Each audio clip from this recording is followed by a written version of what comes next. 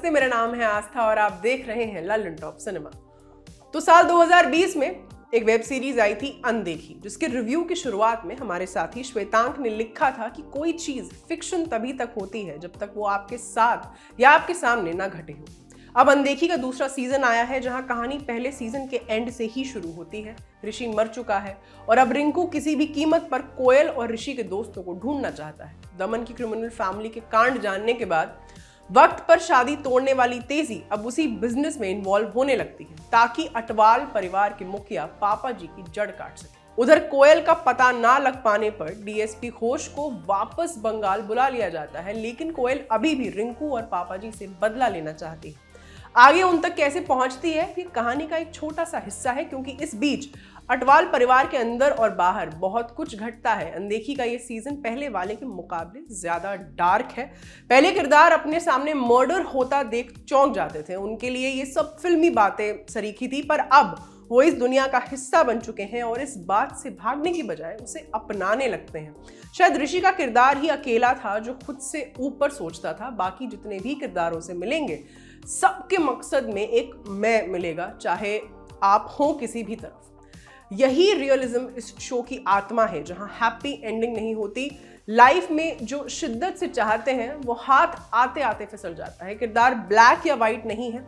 थोड़ी देर में समझ आने लगता है कि जिस किरदार को आप सपोर्ट कर रहे हैं उसका भी निहित स्वार्थ है। इससे जुड़ा एक डायलॉग भी सुनने को मिलता है, जहां एक किरदार कहती है, हम अच्छे हैं या बुरे, तो दूसरा जवाब देता है कि हमारी चॉइस बुरी होती है, पर हम तो हमेशा अच्छा करना चाहते हैं। इस सीजन के किरदारों से भले ही आप जुड़ नहीं पाते, लेकिन उनकी कहानी में इन्वॉल्व जरूर हो जाते हैं।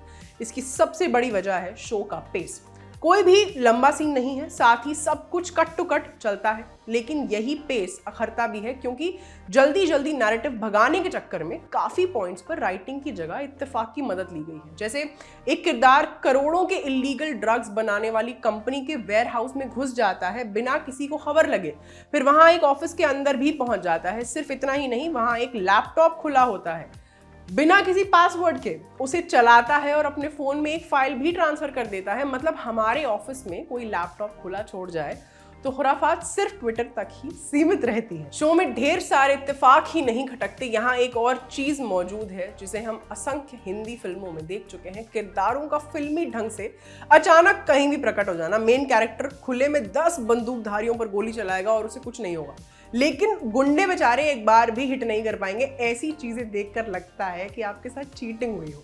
इन बातों से पार पा सके तो शो को एंजॉय कर पाएंगे। मतलब 10 एपिसोड के दौरान चंद मौकों पर ही ऐसा होगा कि आपका ध्यान आपके फोन पर जाए। इनके अलावा आप कहानी को खुलते हुए देखेंगे। शो में कई ट्रैक्स एक साथ चलते हैं, इस बीच सभी को बैलेंस में रखा गया है। ऐसा नहीं लगता कि कुछ भी बिखर रहा हो। नए किरदार भी जुड़े हैं, लेकिन उनका अपना कोई वजूद नहीं है। वो बस मेन कैरेक्टर्स के ट्रैक को आगे ले जाने का काम करते हैं। उनकी बैक स्टोरी के बारे में हमें थोड़ा बहुत पता चलता है, लेकिन इतना नहीं कि उनकी इंडिविजुअल आइडेंटिटी बन सके। शो का पहला सीजन अपने थ्रिल और ह्यूमर वाले हिस्से की वजह से यादगार बना। उस मामले में ये सीजन थोड़ा फीका पड़ जाता है। ऐसा नहीं होता कि हर एपिसोड एक मजबूत क्लिफ हैंगर पर खत्म हुआ हो। कहानी का सबसे अहम किरदार रिंकू है, फिर चाहे ऑडियंस को वो कैसा भी लगे। इससे भी शो और उसकी फिलॉसफी का अंदाजा लग जाता है। बाकी ये सीजन जिस पॉइंट पर खत्म होता है, उसके बाद कुछ सवाल रह जाते हैं। तीसरे सीजन में उन सवालों के जवाब जानने के लिए आप एक्साइटेड होंगे या नहीं, वो शो देखकर आप डिसाइड कीजिएगा। अनदेखी के दोनों सीजन आप सोनी लिव पर स्ट्रीम कर सकते हैं। ये रिव्यू आपके लिए लिखा था यमन ने। मैं हूँ आस्था। देखते रहिए लल्लन टॉप सिनेमा और हमारे चैनल लल्लन टॉप सिनेमा को सब्सक्राइब जरूर कीजिए, ताकि आप सिनेमा जगत की किसी भी खबर से अनछुए ना रहें। ख्याल रखिए। शुक्रिया।